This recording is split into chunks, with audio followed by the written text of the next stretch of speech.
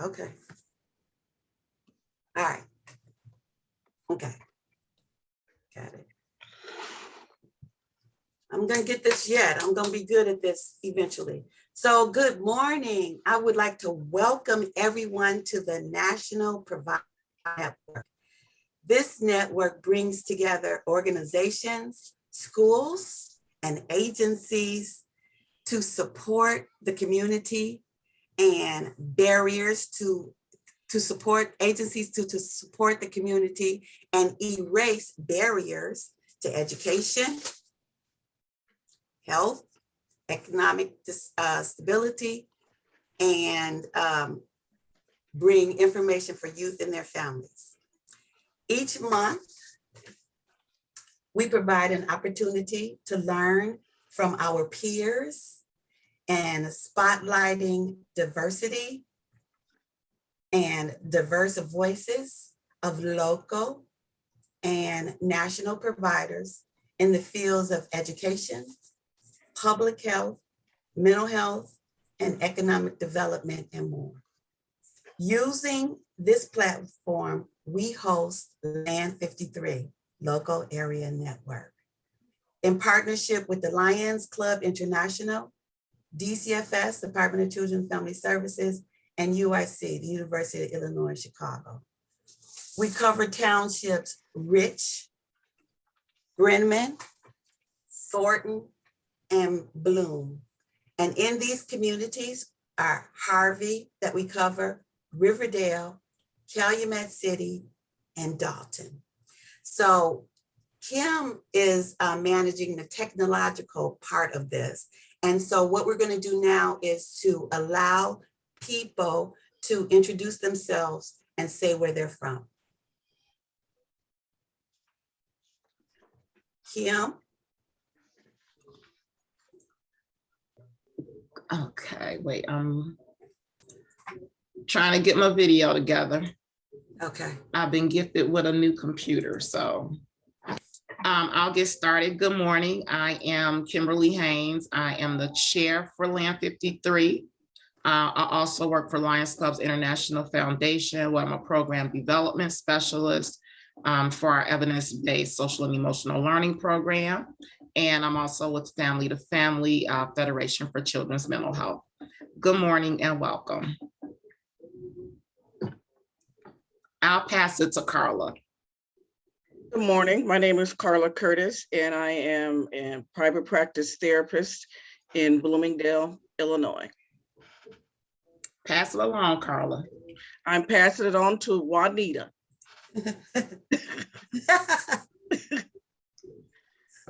Thank you, Carla. I'm Juanita with Metropolitan Family Services. I'm in the new R3 grant that we have that started on April 19th, and I'm the behavioral health therapist. And I will pass it on to Miss Karen Fortin.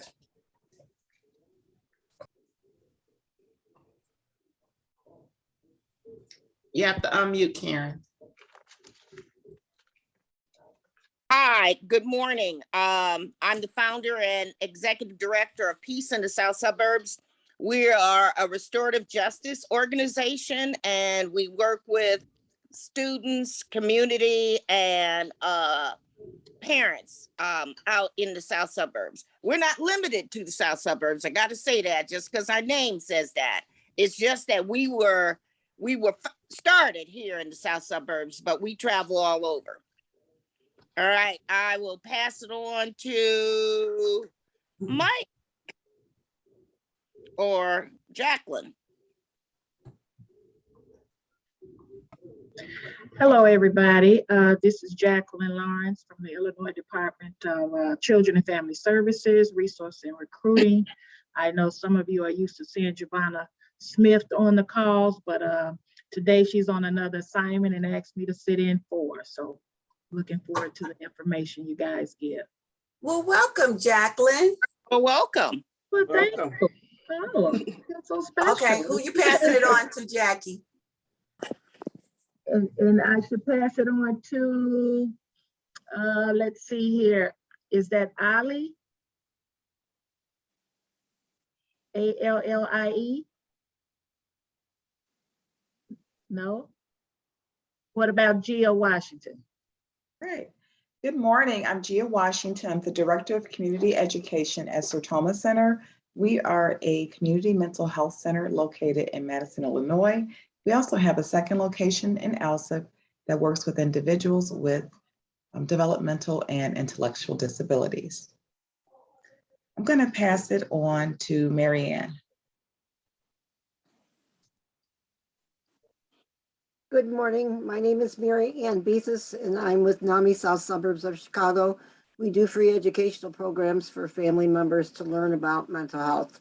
And I'm going to pass it on to, is that Karen Fulton? Oh, I already went. Oh, I'm sorry. That's Okay. okay, but thank you. Kelsey? Good morning, everyone. My name is Kelsey Barnick, and I am with UIC. I provide technical support to the different LANs in Cook County as a part of the Permanency Enhancement Project. I will be passing it to Dr. Ruby E. Powell. Good morning, everybody. Good morning. It's wonderful to see so many familiar faces. Hey, Jackie. Hey, Dr. Keisha. I'm Dr. Ruby E. Powell with Oasis Empowerment Zone Not-for-Profit, and I am the Executive Director, and we provide supportive services as well as workforce development projects for low-income single mothers. And I am going to pass it on to Dr. Evisha. Good morning, everybody. I'm so excited to be at this LAN today. My name is Evisha Ford, and you'll hear probably more from me than maybe you want to in just a little bit. I am the executive director at the Ike and Dream Center. We are a therapeutic school located in Tinley Park, Illinois, and we serve Harvey, Dalton, Riverdale, Cal City, and about 15 different school districts across the Southwest and western suburbs. And I'm going to pass it on to Tracy Marshall. Good morning, everybody. My name is Tracy Marshall. I am an area administrator at the DCFS Harvey office for the permanency teams here. I'm also the chairperson of the African American Advisory Council here at DCFS. So Suzette invited me, so I'm happy to be a part. And I can't stay on long, but I really wanted to get on and get some information and try to network with the people who are presenting today. Thank you.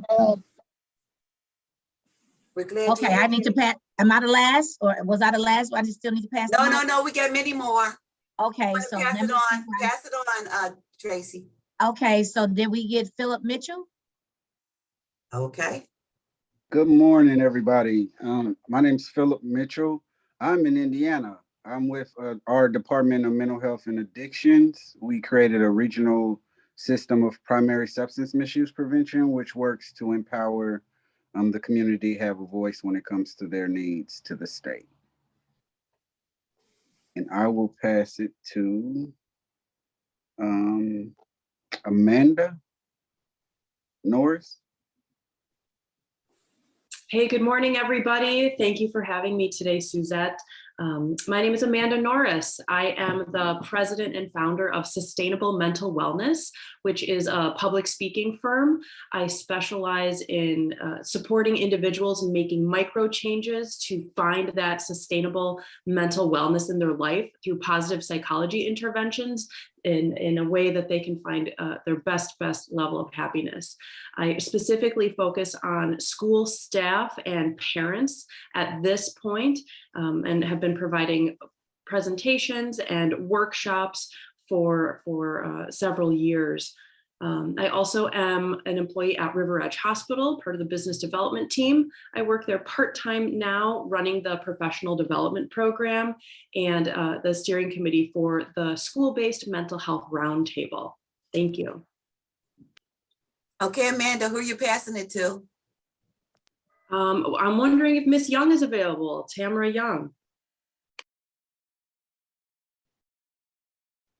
Good morning. I'm Dr. Young, the Director of Student Services at Lincoln Elementary School. And I'm also a Lion, and I am glad to be here this morning to network. And I will pass it on to Is it John Patterson? Did he go? My name is John Patterson. I'm from the Department of Children and Family Services.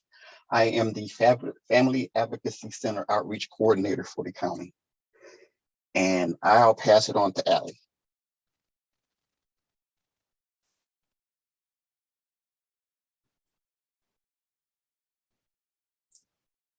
Allie? Sorry, I'm here.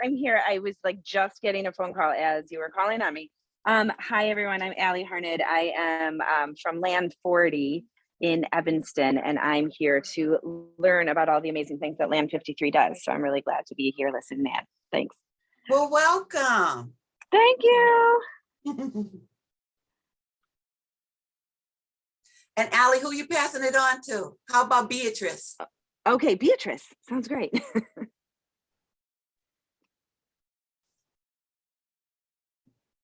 Beatrice? Okay, there you go. Hello, everyone. Beatrice Ramirez from DCFS.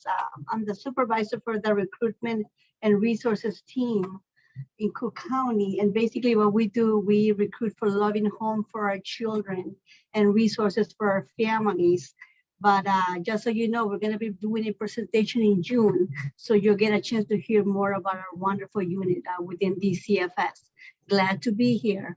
And I'm going to send it over now to Carla Curtis. She already spoke. What about Kristen? Kristen. Sounds wonderful. Kristen?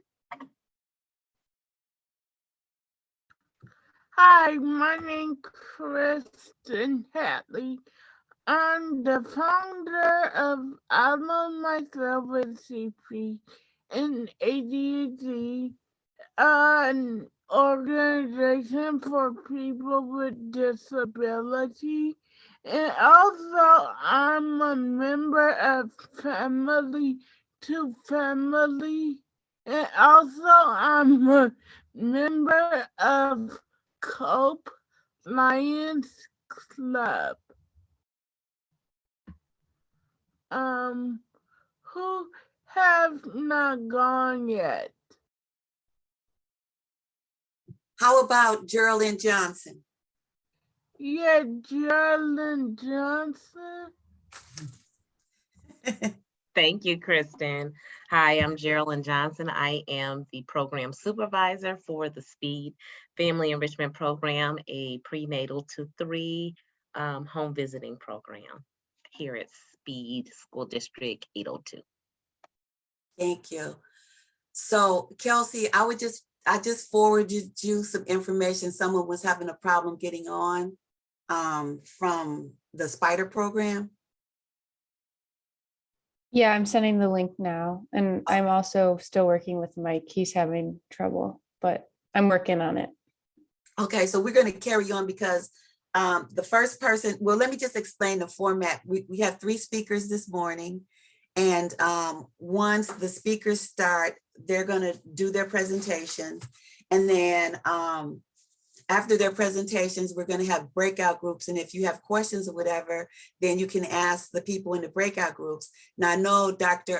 Evisha Ford is not going to be able to stay the whole time. So at any point, if people have questions, then they can put it in the chat box. And this is being recorded. And then at the end, we're going to also have announcements. So if there's any questions that go to Dr. Ford and she's not here, then we will pass them on to her. Okay.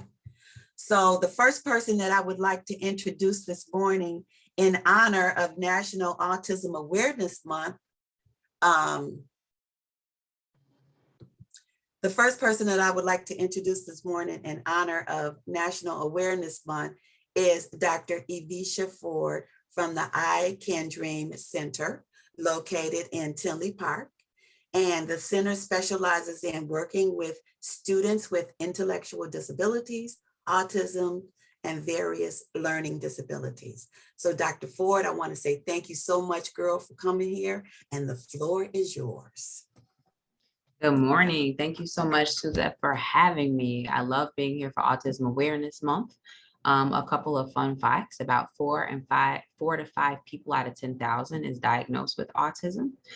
It is the fastest growing neurodevelopmental disability, and it impacts collectively more individuals than childhood cancer, obesity, diabetes, and AIDS combined. So we really definitely have a huge and growing population of young people.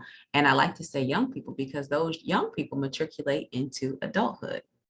I actually spoke on a panel last week, and the host asked me a question which I absolutely loved. And the question was, what are some myths about autism? And I want to share with you my response to that. The first response that I had is that one of the myths is that if you know an individual with autism, then you understand autism spectrum disorder, and nothing could be farther from the truth. The reality is that if you know a person with autism, you just know one person. The developmental disability is really on a spectrum, which is why we call it a spectrum disorder. And so individuals can fall along that spectrum across several domains for language, for sensory processing, and for social interactions. And so you may have an individual or several individuals who are really hitting different levels on all of those different spectrums. The other piece that I found to be a myth was that, and really probably most importantly, is that because an individual has autism, that's really the only thing that they're experiencing. The reality is the students that I have the privilege of supporting are experiencing many different things. They're coping with maybe other health issues, the issues that come from home that may have to do with poverty or food insecurity. They are dealing with grief and loss, just like all of us. They are adjusting to the processes that come along with coming of age, hormones and relationships and all those different things that they're mitigating, because an individual with autism is also having a human experience. And so it's really that truth that brought me to the work. I started my career as in what's now called Preschool for All, as a behavior specialist, supporting several different early childhood programs. It became clear to me that there is a significant gap in services for young people on the South and West Side for services. And so from there, I went on to become director of special education in Berman High School District, a really pretty local. Left Berman High School District and became the professor at Concordia. So I started building programming for folks who wanted to get their degree in SPED leadership. And that was really an interesting experience for me to start thinking about what are the really critical pieces for people to learn. And eventually rounded out my public school career as assistant superintendent in Posen-Robbins School District for 5 years. During my time in the public school district, I built several programs for students who have disabilities with the thought process of putting them in the least restrictive environment and maximizing their opportunities. I Can Dream Center opened its doors 9 years ago. With a robust offering and services. And our largest program to date is our school, which is why I introduced us as having a therapeutic school. We serve students who have autism, anxiety disorders, intellectual disabilities from age 14 all the way until age 22. And our secondary program is actually our largest program. We support some students who haven't done really exceptionally well in the high school setting. And so they come to us for a little bit of support. We offer the classes, their home school districts offer the diploma, and we get them graduated. We have something like a 98% graduation rate for those students that come to us. And then once they're finished with high school, they're not necessarily ready for prime time. We have a huge number of students that we support until age 22. We put them in community job placements. We support them with the sort of skills that they need to be able to be employed competitively. What we know is that students with disabilities are overrepresented in the criminal justice system, which is particularly problematic for me. And my mission is to keep these young people from dropping out of school and into the criminal justice system. And so we're really creating opportunities for them to be gainfully employed and to have sustainable employment, but also to figure out how to not just survive, but thrive in life. And so we expose them to a great deal of things in the form of community outings and museum trips. And we also have Saturday programming. because we find that it's easier to generalize the skills that we pump them with during the week outside of the school day. And so each month we have a program. And so I'm super open to connecting on LinkedIn. If you go to I Can Dream Center, you'll see that this past week we had a super fun sneaker ball. I'm pretty sure I had more fun than the students. And so we do that. We create magic once a month because we want to offer recreational opportunities for our students to try on the skills that we're working with them with. We also offer a parent program. And so we offer a monthly parent retreat. I didn't mention that we also have an early childhood program. So we serve kiddos age 3 to 7 with a variety of different disabilities. And our parent retreats are mostly attended by parents of young children. They are open to the community and they're generously funded by Blue Cross Blue Shield. And so each month we'll have parents, we have a topic that is important to them. And we offer programming for the students while the parents are in session. We also offer dinner. So it's really fun for the whole family. And moving into next season, we'll be offering a program for siblings of children who have disabilities, because that can often be a very tough place to be in with your sibling getting all this attention and all this extra support. And so we are going to add that next season. We serve, I think I mentioned before, about 15 different school districts across South Cook and West County and the western suburbs. And the students come to us through their school district. So the districts would have to refer the students to us, either because they can't offer them the level of support that they need in the school district, or because they finished high school and they're ready for the next step. And that doesn't necessarily mean continuing in a high school setting. So it's really been an amazing journey. We've had some excellent success stories. We're a niche program in that the students that we serve really do have the capacity with a little bit of support to be competitively employed. We also have a nursing program right on site. So our students are able to come to us and finish high school credits or finish our transition program and also earn credentials to become a CNA. And we place them in jobs. That's actually funded through the R3 program that Ms. Juanita mentioned before. So we are very committed to getting our students success beyond the I Can Dream Center. And for our littles, we really want to see them going back into the public school and in general ed environment, or at least back into a public school with their non-disabled peers. And last but not least, I want to say we offer a fall and a spring professional development series each year. It's open. We offer CEUs and it's very well attended every year. What we know is that right now we have a little waiting list and we're not able to expand. We're not able to serve every student, but we're able to share with you some of the magic that we create at I Can Dream Center so that you might be able to implement that in your organization or with the individuals that you support. And so just to quickly recap, we serve students with various disabilities, age 3 to 7, and then 14 to 22. We have Saturday programming, which is open to anyone in the community. We offer that once a month. We call that our Saturday experience.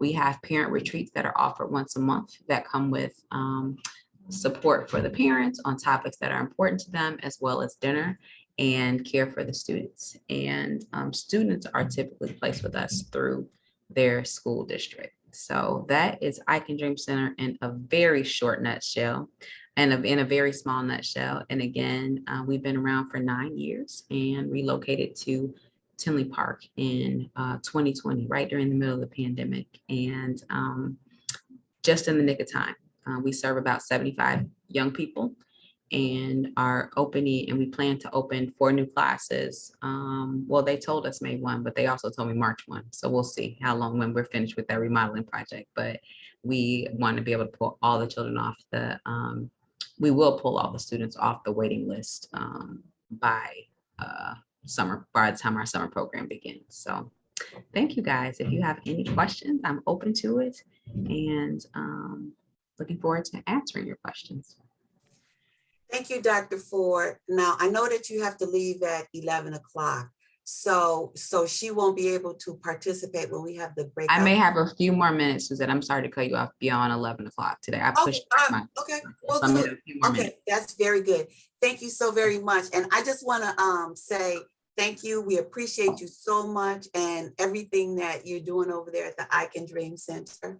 And I just want to welcome Ariel Donegan. If I'm saying that right?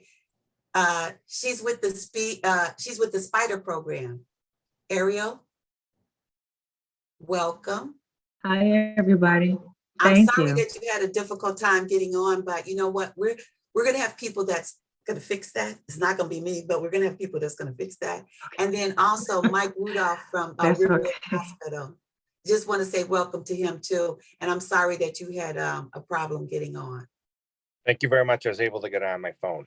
Okay. Oh, okay. All right. Very good. Very good. So, Dr. Ford, once again, thank you so very much. And the next person. Hello. Evisha. A quick question for Dr. Ford. Okay, absolutely. Go right on. Go ahead. I'm Mary Ann Beathis. I'm with NAMI South Suburbs of Chicago, and we teach free educational programs for family members to learn about mental health. Do you find that some of the students that are living with autism do have anxiety, depression, any other form of a mental health disorder? Absolutely. That was I sort of referenced that when I said that the piece that's near and dear to my heart is really the fact that our students aren't having a singular experience in life with just autism, right, or with a neurodevelopmental disability. But the reality is that they're having a human experience. So absolutely. And I would even say that they're perhaps more vulnerable to it because oftentimes as individuals, we go through life and we develop coping skills because we go through things and we get the support to go through them. Well, our students don't necessarily pick up things so naturally, and they need extra support to internalize the coping skills as they go through things. So absolutely. We have on our team a lead social worker and 5 to 7 social work interns, and they are all quite busy offering supports to our students. So yes, there definitely are comorbid. There are definitely comorbid conditions with neurodevelopmental disabilities. So great question. Thank you. Thank you, Mary. Thank you. Okay, I'll email you or put something in the chat to you. Thank you. Sure. Someone is asking me for some resources to share, and my apologies because I was supposed to send Suzette our flyers. So I'm going to send Suzette our program flyers so that she can share them out. But I'm also happy to add anyone to our monthly newsletters and email direct anyone who submits their email to me. So thank you. Thank you. Thank you. Anybody else have anything right now for Dr. Ford? All righty.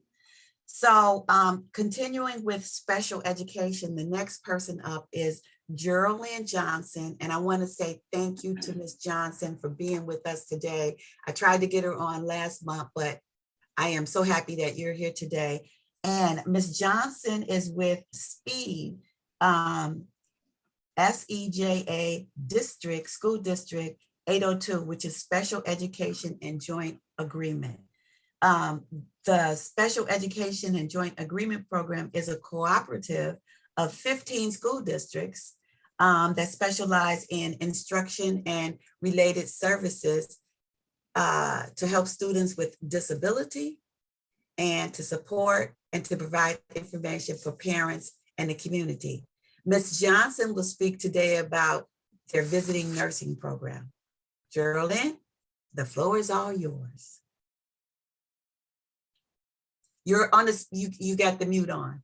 Thank you. May I have permission to share my screen? Yes, absolutely. Kim? You have it.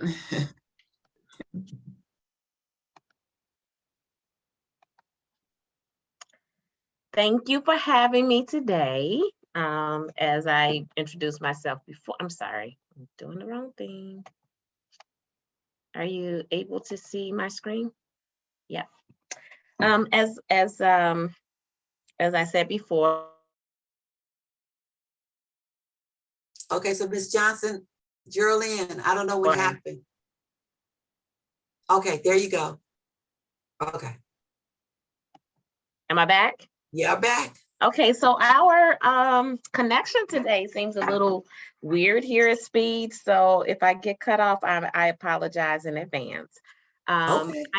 I am the program supervisor for the Speed Family Enrichment Program. We are a prenatal to 3 home visiting program. The program, although this program is housed at Speed, it is not a special education program. This is an at-risk prenatal to 3 family-based home visiting program. So we are through the Prevention Initiative program. So I'm going to just explain about our program today. And I want to thank Suzette again for inviting me to be here today. We are the Family Enrichment Program is an Illinois State Board of Education Prevention Initiative program. We are funded through the Early Childhood Block Grant, which is the same grant that Preschool for All comes through. The purpose of the grant is to provide early, continuous, intensive, and comprehensive evidence-based child development and family support services to help families prepare their young children for later school success.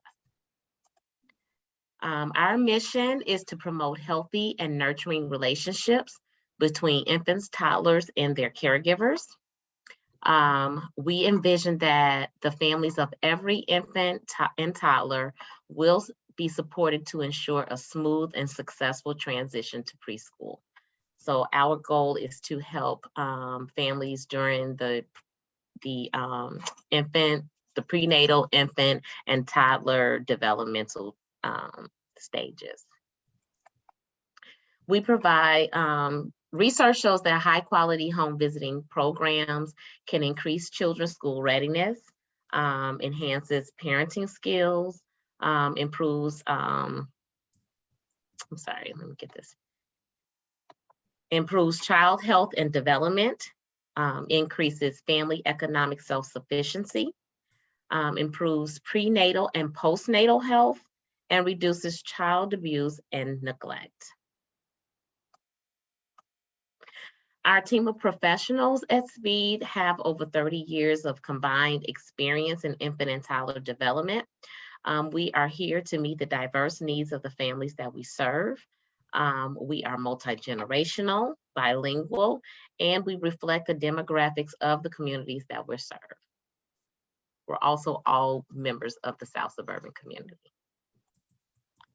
So the services that we provide include free developmental screenings, home visits that are personalized for the child and family, prenatal home visits. We have a parent-child learning group twice a month.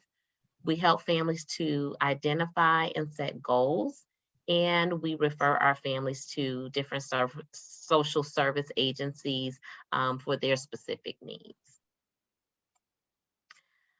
We use a curriculum called Baby Talk, which is a research-based curriculum that provides that promotes parent and child interaction, provides child development information and reflection topics for parents. This curriculum is easy for parents to access, and it's flexible to support the family needs. So if a family had a child that was 18 months, but that child was kind of at a 12-month level, then the home visitors can tailor the curriculum to where that child is specifically in their development. The curriculum is available in English and in Spanish, and it is aligned with the Illinois Early Learning Guidelines. We also offer a teen parenting program. With this program, we tailor it to meet the specific needs. We can tailor it to the specific needs of your organization or school district if you're at a high school. We partner with caseworkers, school nurses, and social workers at the schools to identify and refer teen parents to us. And then we work individually with the teen parents, sometimes the mom and the dad, and their families, because we know that teens are, usually are not independent and they live, with their parents or whatever. So we work with the teen parents, their families, and the whole point is to help support the infant's development. We conduct teen parenting reflection groups, and we support the teens in helping them to finish school and to help to plan for the next steps in their future. This is one of our teen moms who gave us permission to share her picture. Geraldine, we can only see your home screen. We can't see anything else. Right. No, you can't see my. Now we can. Okay, now we can, but it was stuck on the home screen initially. Oh, interesting. Okay, so can you see now? Let me see if I can go back. Yes.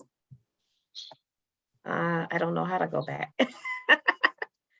I don't know. Okay, wait, let me see. Can I go back? There we go. That's our beautiful baby. Mine is okay, not. so now, yeah, it's not moving along. We can only see the partnership opportunity slide and then your slides on the side. So it's not in presentation mode at this time. Right. Oh, okay. I don't know what I'm doing. Let me try it again. I promise you, I wish I could help you, Geraldine, but I can't. Okay, can you see it now? We can see it now. Thank you. So this is our beautiful teen mom and her baby. Okay. All right. Sorry about that. Okay. All right. So can you see the next page? Partnership opportunities? No. No. We can see your menu. No. See, I think what's happening is because that maybe things aren't coordinated. Mine is, I don't know, mine is stuck, I guess. Oh, okay. Now we see you. You unmute. And you're muted. Geraldine, you're on mute. Okay. I'm gonna stop sharing because it maybe it's the sharing and maybe there's just too much going on. I don't know. So we are looking for partnership opportunities. I have been here at SPEED for I'm going into my third year. No, is this my third year or fourth year? I don't know. The time has been going.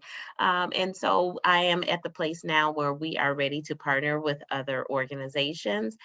And basically partnership is will help us to not only get the word out into the community about our program, but also so that we can have a close relationship, that we can do a warm referral system for our families, so that we're not just sending them to an organization and they don't know who to speak to, but that we'll have an actual relationship with your organization so that our parents can have a warm send-off.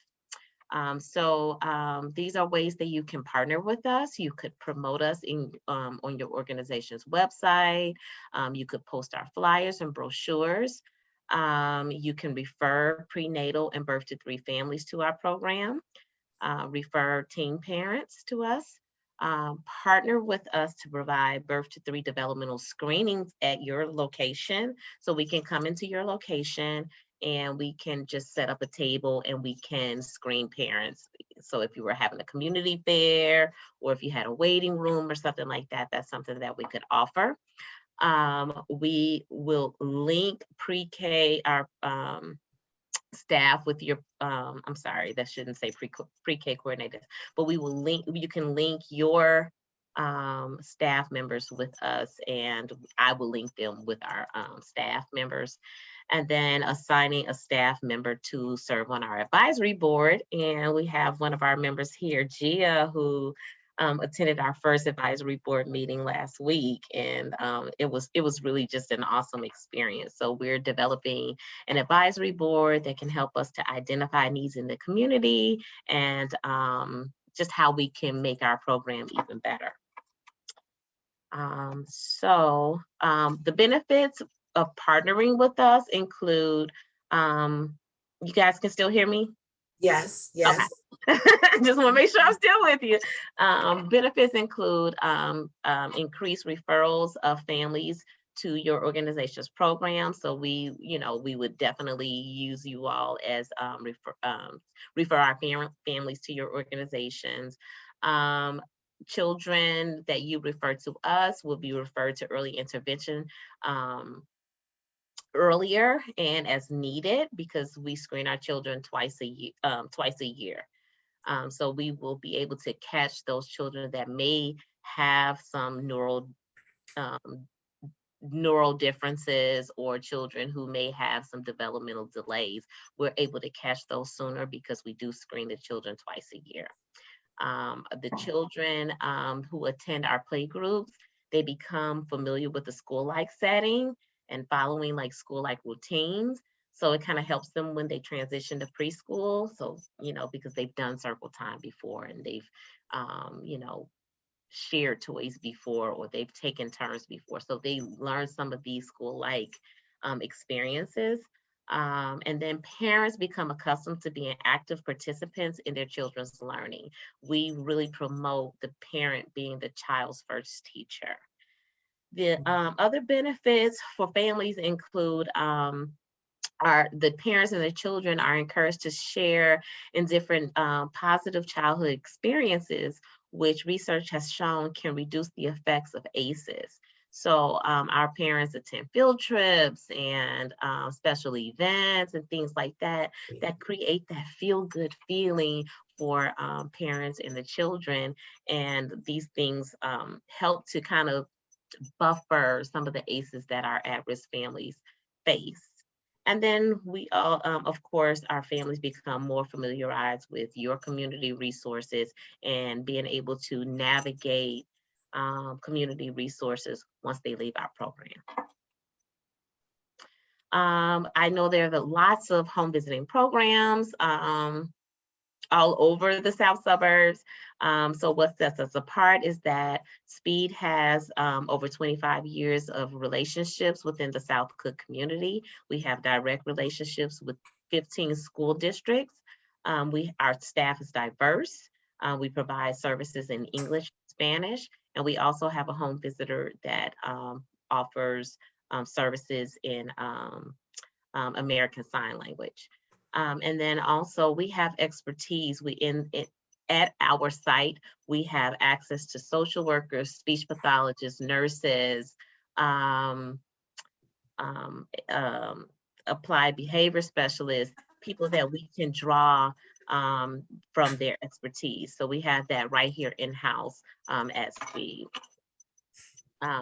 So if you are interested in becoming a partner with us, we would ask that you would sign a memorandum of understanding, something that we can just have on file that will show our funders and our home visiting model that we do have relationships in the community.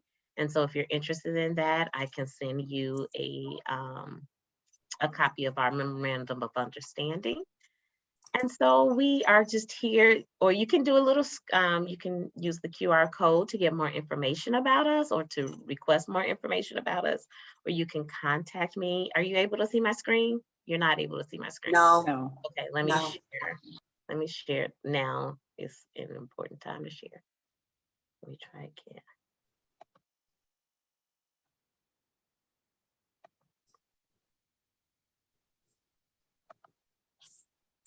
All right, here we go. So I have a QR code. Can you see the QR code? Yes. Okay, so you can take a screenshot of the QR code, and it will link you right to our website, or you can call me or email me, and we could get those partnerships going. And just want to leave you guys with a little. That's our theme song.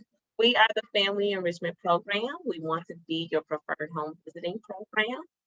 And please contact me if you are interested in partnership.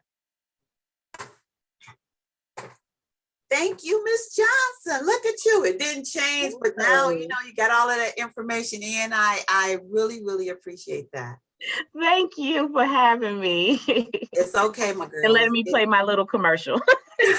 It's okay. I mean, that's what we're here for. We're all here to interact with each other and share information. So I just want to say thank you. I appreciate you so much. And you know what? Also, Dr. Ford would like to say one other thing before we go on to the next speaker. Dr. Ford? Yes, Geraldine, that's awesome. I have a student to refer to you, actually. So that was quite timely. So she hasn't announced yet, but she's going into her second trimester. And so we should definitely connect so we can get her some services. Absolutely. Thank you. And, you know, we encourage a healthy lifestyle. Prenatally, we just encourage a healthy lifestyle, bonding with your pregnancy, preparing for, you know, this journey of parenting. So yes, please fill out the link and then we can get her. We're on spring break this week, but next week they will make contact. Okay. Oh, absolutely. And thank you for coming this week that you're on spring break. And you know what? Thank you, Suzette. This is really what's making my heart like really full, because right here in the meeting, we have referrals going from one person to the next. So thank you so much. God is awesome. All right. So did you want to add anything else, Ms. Johnson, before we go on? Nope. I'll be in the breakout room if anybody has any questions. Okay. And Dr. Ford, you want to? Can I share my screen? Absolutely. I don't know how you, Kim? Someone has to enable me to do it. Kim? I can try. I'm working on it, but Kelsey, you got it. Okay. Hang on. Okay. So one of the things that I wanted to share is that we've definitely approached the services to our students in a very innovative way. And we really try to find things to bring out their creativity and make learning fun. And so one of the things that we started doing about 4 or 5 years ago is offering a regular culinary arts class. And so that is really great in the sense that we bring in chefs and pastry chefs and people that run food businesses to come and be guest chefs in our Dream Cafe. And we found that we've had students that who are selectively mute to speak. We've had students to really begin to internalize the math that we try to teach them in different settings. And it's really been a joy to have, and it's also hasn't been great for my waistline, but it's been good to see our students' creativity, and they often bring recipes and things from home. And so to that end, one of the things that we started during the pandemic was this cookbook project. And so I commissioned a celebrity chef to work with us on developing a cookbook that will be coming out in July. We have a surprise celebrity forward. I'm not going to say yet. We still finishing up some legal things, but we're super excited about it. Somebody that's well known in the autism community for a child with autism. And so I just wanted to share that with you guys. We will be having I still can't share my screen. It's not allowing me to make you co-host, so I think Kimberly needs to do so. Oh, okay, let me. Okay. All right. So I wanted to invite you all to our summer fundraiser, which is a ton of fun. It's in downtown Homewood. It's called the Battle of the Chefs, and it's Dunning's Market is battling actually the chef who is part of our cookbook and part of our cookbook project. It's a lot of fun. It's our second annual. Last year we had 300 people in the pouring rain, but it's a live band and a DJ, and it's just a super fun night. But the important part about that I wanted to share with you all is to know that we have this cookbook on the horizon with a July release date. And it's not just, if you like cooking and you enjoy food, great, you'll enjoy it. But in between all the really beautiful recipes, and I think I've sampled just about all of them, at least half of them, are really great stories of resiliency of the young people that we serve. And I think someone asked me about the intersectionality of disability and mental health and mental wellness. And some of that is highlighted in our student stories that they've courageously shared with us. and just the things that they've gone through and how they've overcome, which is why we said it's recipes for resilience. It's not about trauma. It's not about despair. It's really about the lives that our young people are living and how they've kind of come through. And so look for the release of that cookbook, support us. We'll be looking for people to get it on day one. If we sell so many books, we end up being a #1 bestseller. And so we're just looking for your support on this. And it's really important to sort of show that our kids can do more than the general public thinks that they can. And so we're super proud of them in this project. And it's really good. So great food. The Chicago Sun-Times featured us when we had the recipes featured last Autism Awareness Month. So it's been a year of great work. So we also know that we felt especially comforted by food during the pandemic. So the time seemed right. So, all right. Thank you. Thanks, Suzette. No problem. Doctor, I'm sorry, Ms. Logan, I'm sorry. I had a quick question for Dr. Ford. Did you say that book was available now or it's going to be available It's soon? coming soon. July Okay. is the release date. Yep, coming July. soon. Okay. Yes. Okay. Thank you. Okay, so next up, Dr. Ford, anybody else? I'm sorry, Dr. Ford, I'm going to put a form. I'm going to send you a form that you can refer your student, that you can use for your student. Okay. Thank you. You're going to email it? I could. I'll put my email in the chat. No problem. Okay. Thank you. Oh, this is so wonderful. Okay, so the next up, we have the next speaker we have is Carla Curtis. So April is also National Alcohol Awareness Month.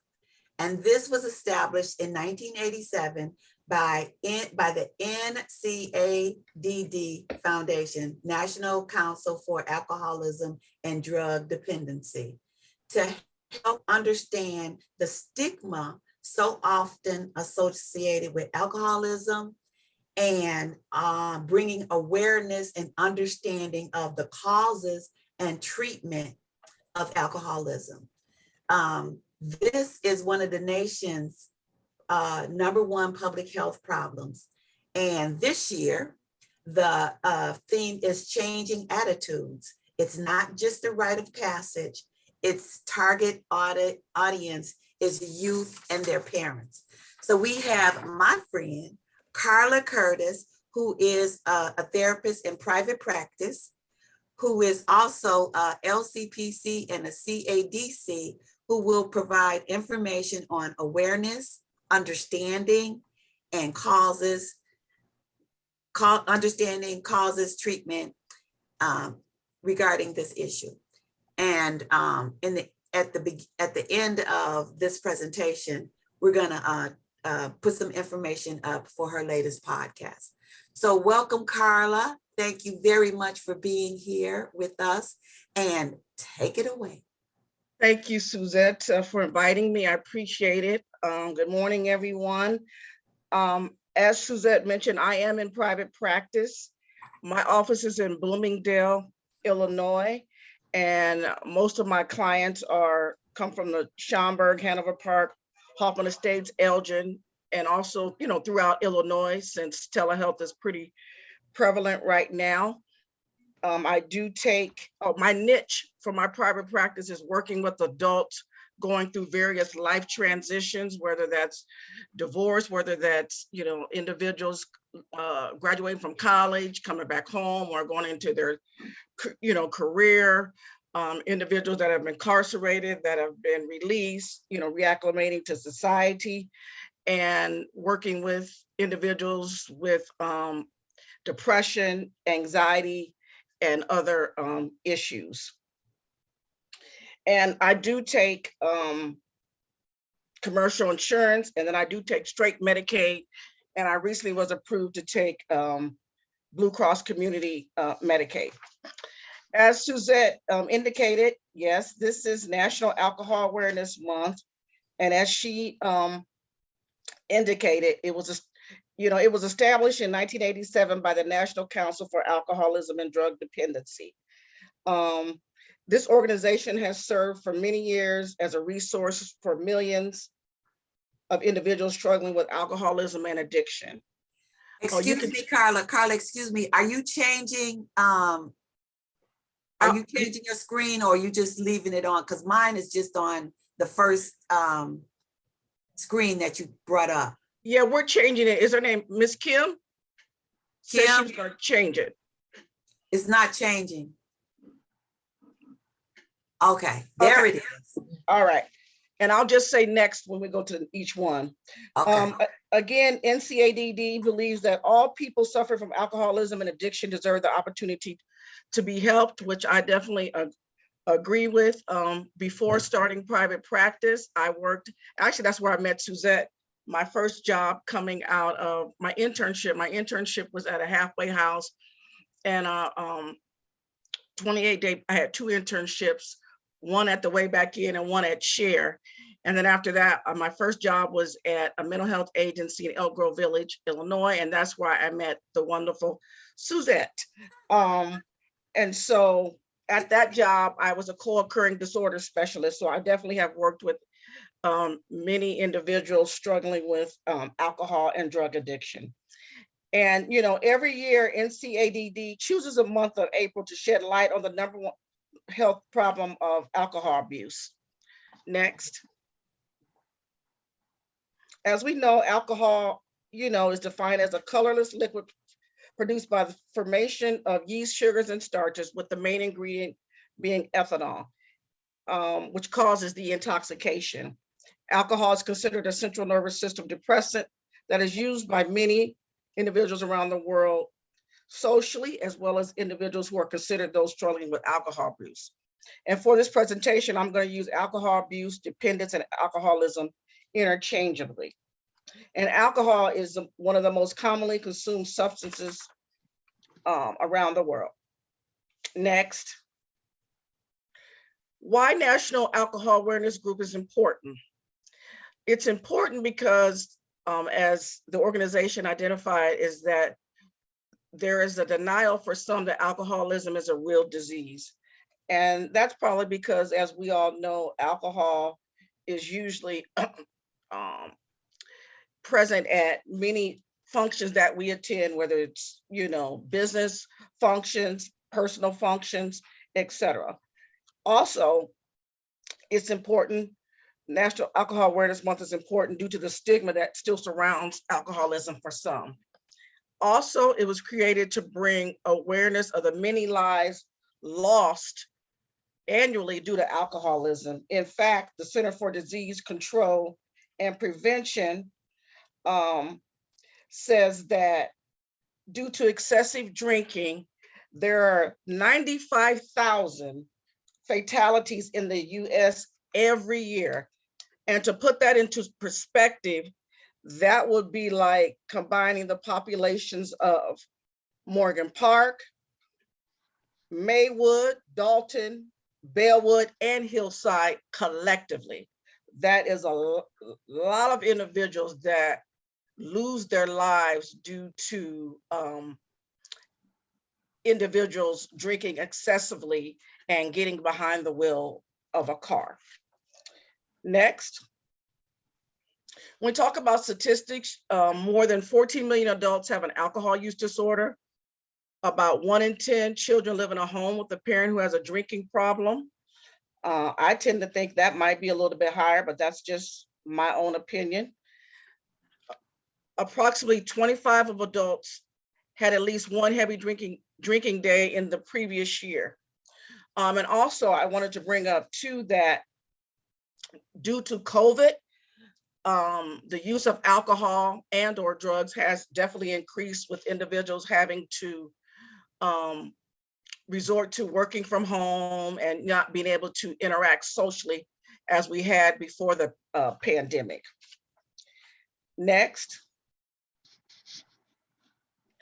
In 2019, there were 10,142 alcohol-related driving fatalities in the US, with 1,332 fatalities. Texas had the highest number of alcohol-related driving fatalities in 2019. And Illinois, we had 309 fatalities. On average, around 28 Americans die each day as a result of drunk driving. Again, a lot of people losing their lives due to driving while intoxicated. Next. So how to observe National Alcohol Awareness Month? You know, you can gain an understanding of alcohol use disorder and treatment options. You can participate in an alcohol-free weekend. You can learn and encourage an open dialogue with others about the dangers and consequences of alcohol abuse. And when we talk about consequences, you know, as we know, cirrhosis of the liver, fetal alcohol syndrome, you know, for men, it can cause erectile dysfunction. It can cause heart issues. Actually, it can cause cardiomyopathy. That's the a disease of the heart muscles. And actually, I have that myself, but it's due to a virus. But you can get that from alcohol abuse. Also, you know, when you are under the influence, you make risky decisions. You know, you can normally individuals that are intoxicated, even when it comes to sex, you know, are not, you know, practicing safe sex. You know, and again, I remember, you know, the decision making is impaired. I remember when growing up, my dad used to drink. He doesn't drink anymore. And I remember a couple of times, 2 incidents specifically, maybe 30 years ago or more, and visiting home on my way to the mall, something said to turn around and come back home. Came back home, the house was full of smoke. He decided, while intoxicated, to cook. I don't know why certain individuals, when they're intoxicated, want to cook. And so he put something on the stove, and it was he and my brother. My mother wasn't home at the time, and the house was full of smoke. And I just truly believe that had I not come back home, it would have been a different story. And even I know my mom shared about a time when my dad, you know, had been drinking, and he used to smoke cigarettes too, and set a pillow on the couch on fire by mistake. So again, you know, just the consequences of it. Also, how to observe it is to throw clean parties that consist of no alcohol beverages.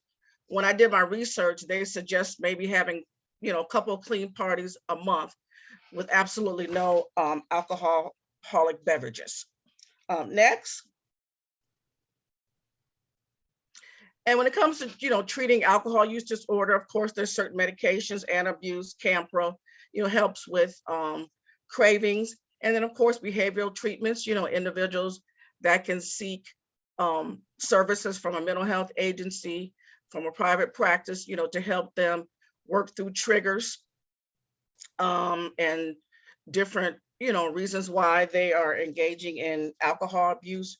Also, I wanted to make note that usually when an individual is struggling with alcohol abuse, they're also struggling with a mental health diagnosis such as depression or anxiety. And then also to get treatment, they can attend mutual support groups. As we all know, you know, one of the popular one is Alcohol Anonymous. So again, this is National Alcohol Awareness Month, and I just wanted to share this information. Thank you. Next. This is just my contact information, and we can talk further in the breakout sessions. Thanks for the opportunity. Thank you, Ms. Carla Curtis. This has been awesome. I mean, we made connections right during the meeting. And I just want to say thank you to Dr. Ford, thank you to Geraldine, and thank you to Carla. Now, if you guys have any questions, then we're going to go to 3 different breakout rooms, and then you can ask your questions in the breakout room. Kim? Suzette, can I ask? I'm sorry. Go ahead, Carla. I was just going to ask a quick question to, I think her name, the one that spoke, is it Miss Geraldine? Yes, I'm still here. Oh, okay. Hi. I believe when you talked about your teen pregnancy program. Yes. Yeah, maybe we can connect. I was a teen mom, so maybe in the future or something, I would be delighted to come out and maybe speak or something like that. Oh, absolutely. Thank you. I'm going to send you, I'm going to just put our form here for partnership. And Look then you at can put this. that in the notes. Yes.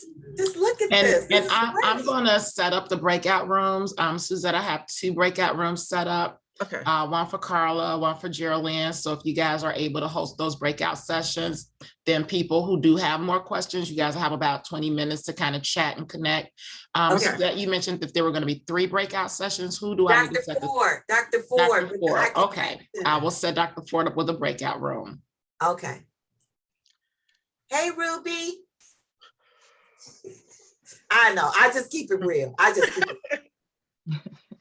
I'm just so glad that That's what I love most about you, that you keep it real. I'm just so glad that everybody is here. We've made like 2 connections already. Dang, look at that. That's what it's all about. That is exactly what it's all about. Exactly. And in case I don't remember to say this, I want everybody to come back next month and bring a friend. Okay. I've created the breakout room. So there's a breakout room for Carla, there's a breakout room for Dr. Ford, and there's a breakout room for Geraldine. You should see on your screen the option that you guys can join a breakout room. You can select the breakout room that you want. If you want to come out of that breakout room and select a different breakout room, you simply just have to click leave breakout session. And then when you come back to the main room, you'll see the option to join a breakout session and you can choose another one. The breakout rooms are set to be open for 15 minutes. They will close automatically. While you're in the breakout session, you will get an automated reminder from Zoom that will tell you that your breakout session is closing in 60 seconds, at which time everybody will be brought back into the main room. So thank you. Hey, Gia. Hey, how are you? I'm good. I'm good. I don't even know how this works, Suzette. I will put you into the breakout room and I'll ask Kelsey to help. So once you get assigned to it, then you will get a chance to, just click on to join. Okay, can you put me in 1, 2, or how do I do this? This is Teresa. Teresa? Yes. Where do you want to go? I want to go with Dr. Ford. Gotcha. Thank you.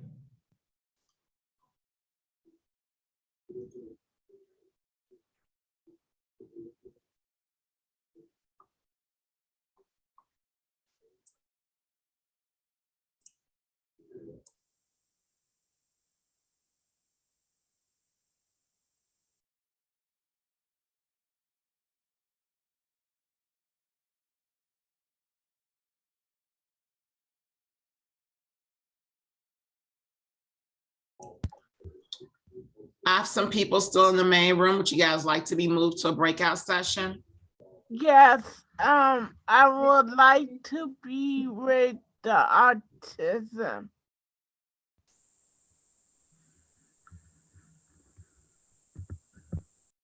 You can move me, this is Fayette Coleman Gill. You can move me to anyone that's available. It doesn't matter.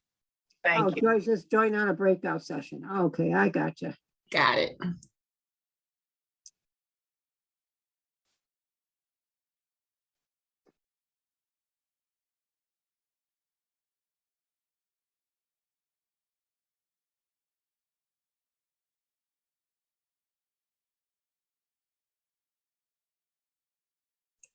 Fayette, you should be able to click the button that says join breakout room now.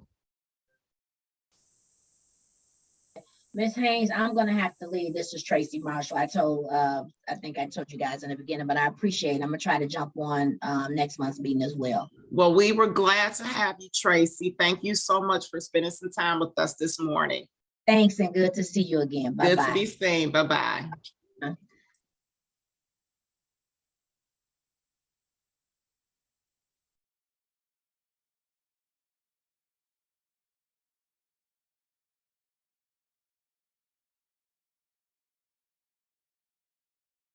to someone from DCFS. Oops, there you go. She's talking to somebody from DCFS and they want more information. This is very good, very good. Now, when I get my screen, my background screen, I will be cooking with fire. Yes.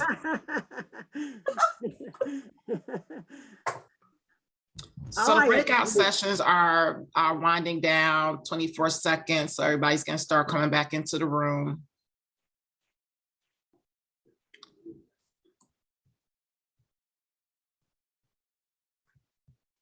Okay, people are coming back. How are you, Suzette? Hey, Teresa. I joined a little bit late, but I joined. But that's okay. You are here, and Kelly too. So thank you guys for had to coming. go to another meeting, so then I took over, and we love this. This is good. Okay, thank you. You're doing a good job, Suzette. Thank you. Thank you so very much.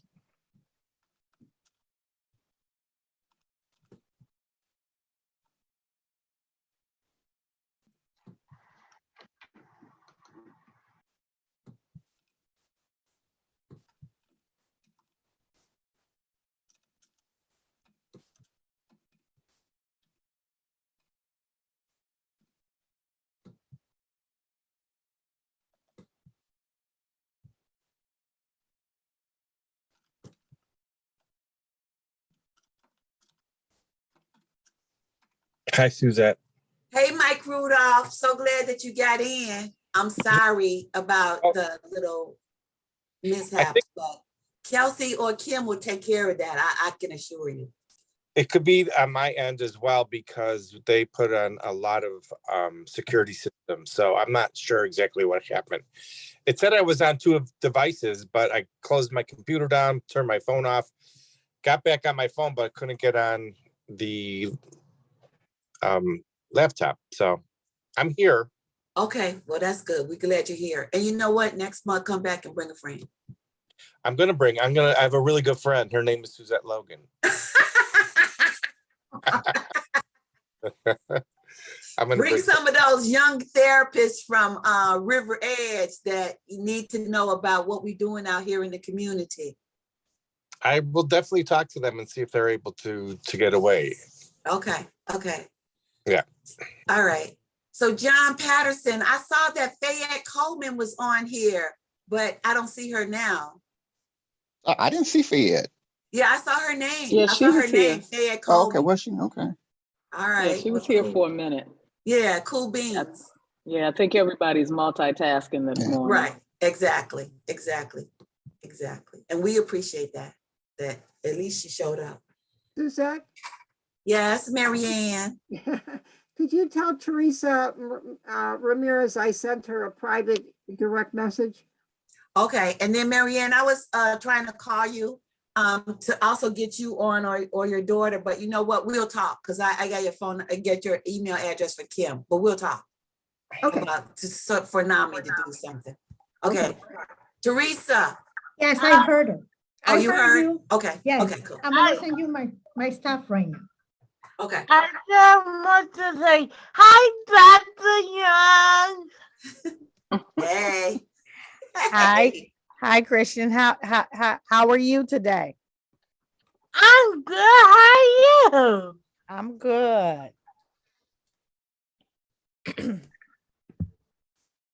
Okay, Kim.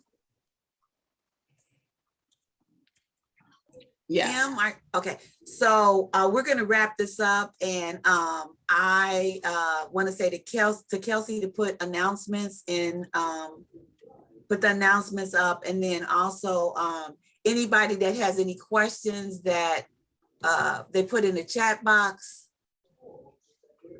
Okay, Marianne, she put her information. She put her information, Marianne put her information in from NAMI, Carla put her information in. Who is this? I need to, okay, so Allie, she had to go. But also I just want to say thank you so much for everyone who participated in the Zoom for this month. And we meet every third Thursday of the month. So the next meeting is May the 19th, and next month is National Mental Health Awareness Month. And we have some awesome speakers presenting next month. And then just the plug for my girl, Carla, she has a podcast that can be, you can connect to at hashtag life transitions and hashtag naysayers. So if you can, get on and listen to her podcast.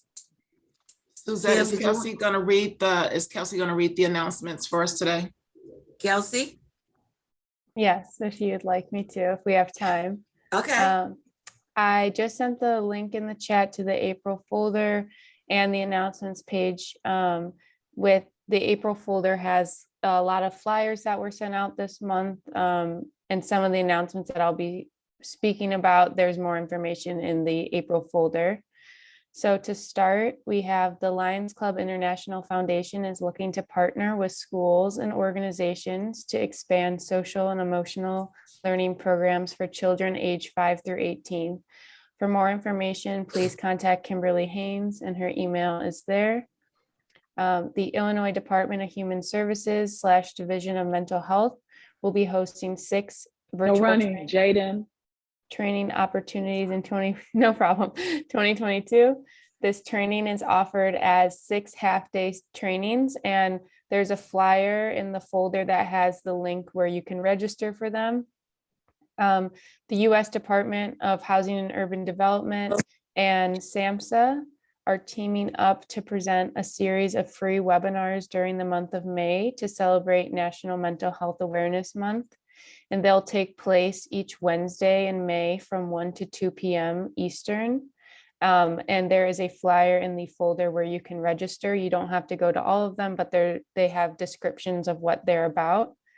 On April 21st, Dr. Young will be presenting on trauma and adverse childhood experiences for the DEA Community Outreach Division in Los Angeles, California. So just want to highlight that. Thank you, Dr. Young, and good luck. On May 25th and June 2nd, Sertoma Center will be doing the mental health first responder certification. Registration will be sent out through the listserv. I believe it already was, but maybe there'll be a reminder. And there's a link to register actually as well in the announcements page. The 2022 Beak at Districts Leading with Equity Conference is going to be held on May 19th and May 20th. There is a registration link there. The keynote speaker will be Dr. Anthony Muhammad, author and international thought leader. I also want to highlight that the Speed Family Enrichment Program that Ms. Geraldine presented on is seeking community partners, and the form to, if you are interested, is in the announcements page. I know she sent in the chat, but it's also there for your reference. There is a flyer in the folder that is an article describing the impact of co-occurring disorders on communities of color, syndemics, and the importance of peer workers. Finally, or not finally, one of the last ones, the Department of Human Services is pleased to announce that CRSS training sessions 1 and 2 are open for registration. There are 3 options for each session. There's limited capacity, but they were just opened recently. So I've put the flyer with the link in the folder as well. So if you'd like to register. And once again, for the Cook County Department of Public Health Community Mobile Clinics, if you're interested in having a mobile clinic at an event, you can contact Team Equity at cookcountyhhs.org.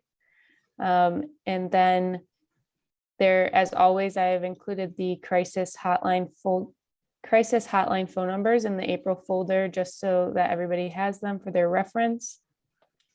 On May 23rd, CETA will be hosting a Vision to Rebuild Chicago panel, which is focused on the data from the CETA report released at the end of last year.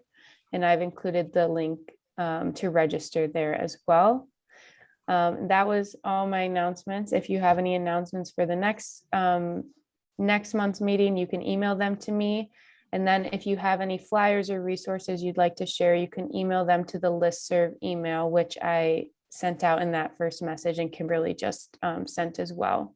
And if you need to be added to the listserv or you have somebody you'd like to add, you can contact me about that. I can get them added as well. And that's all I have. Thank you, everyone. Thank you, Kelsey. Okay, so Carla had to jump off, but she put her information in the chat box, and also too, she does, this sister is really great. She does this podcast, so that information, just contact her and she'll give you that information. And once again, I want to say thank you to Dr. Evisha Ford and the I Can Dream Center for coming on and giving us information. And then also Geraldine Johnson, thank you so very much, from Speed School District 802, and Carla Curtis coming on. And thank you, Kelsey, for all the work you do. And Kim, you make me look good, girl. So I just want to say thank you. Hopefully everyone can come back next month and bring a friend. Anybody want to say anything else before we go? Okay. God bless everybody. Have a great rest of your weekend. It's supposed to be Thank you, warm. Mary Ann. Thank you, Mary Ann. God bless you. You're welcome. Thank you. Boopy. Thank you guys for coming out today. Thank you so I'll much, be in touch, Suzette. Suzette and Kim. Okay, all right, bye-bye. All right, bye-bye. Thank you. Bye. Bye, Kristen.